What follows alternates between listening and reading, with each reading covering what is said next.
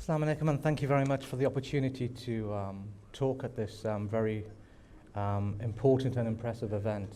I'm deeply honoured to actually have received the invitation to speak, and I trust that what I have to say is of value to the audience. This term, adding value, is a very key phrase that I often use when describing how a commercialization or a technology transfer office is viewed by its internal stakeholders and also its external stakeholders. Whether it's on a specific transaction or supporting the change in a university's culture towards an entrepreneurial environment, the office and the people inside it all have to be seen to be adding value. The key added value that the tech transfer office can deliver is really to shorten the time from an innovation or a technology sitting in a lab or in a desk at a university out into the industry.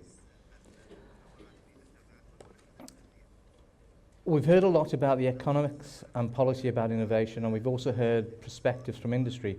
What I want to touch upon in this next 5-6 minutes is talk about some of the key issues faced by the people doing the actual job of commercialization in universities. These experiences are from myself working as both an academic researcher in both the UK and the US, but also as a commercialization practitioner operating in the UK, US, as well as the Gulf region.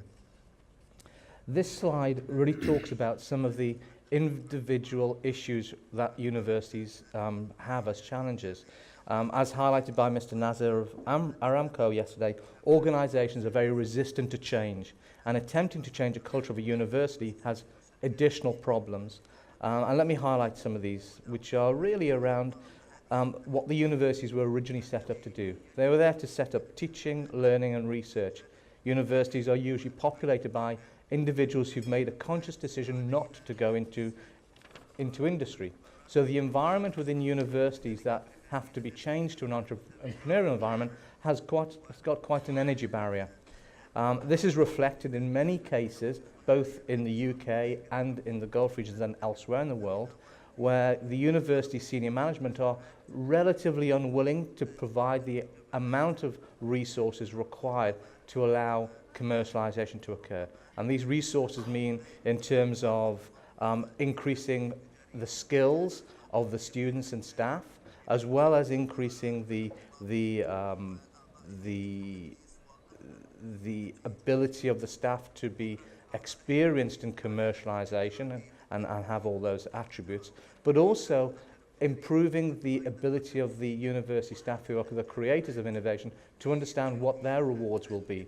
Oftentimes, even in the UK still, there is a perception by the university management that this activity is not important. So overcome that particular issue is very, very important.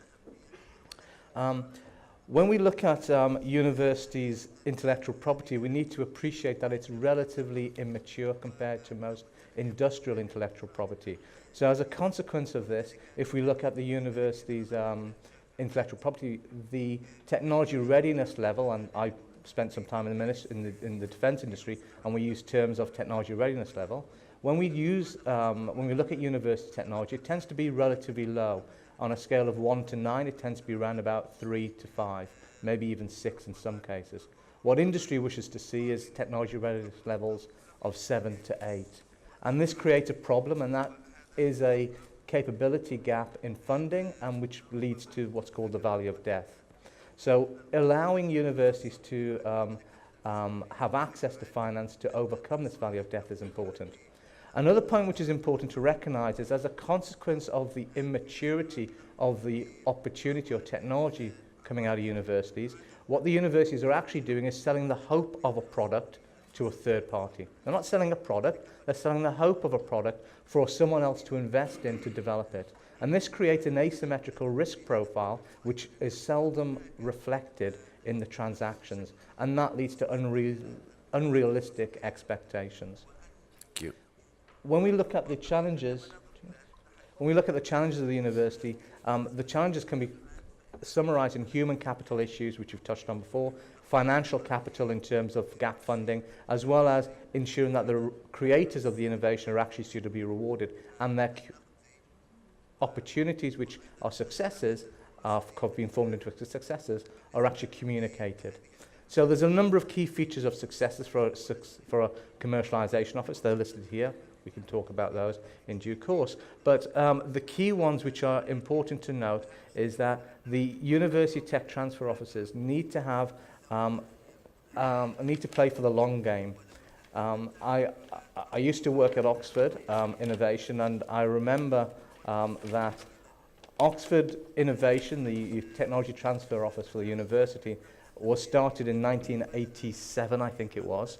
And in 1999, they had their first 5-year plan.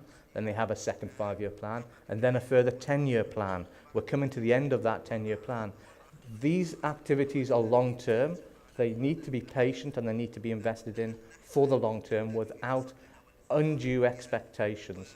Income is not a major criteria at the beginning, but it should be a criteria for performance towards the end of a 10, 15-year program. Thank you very much. Thank you.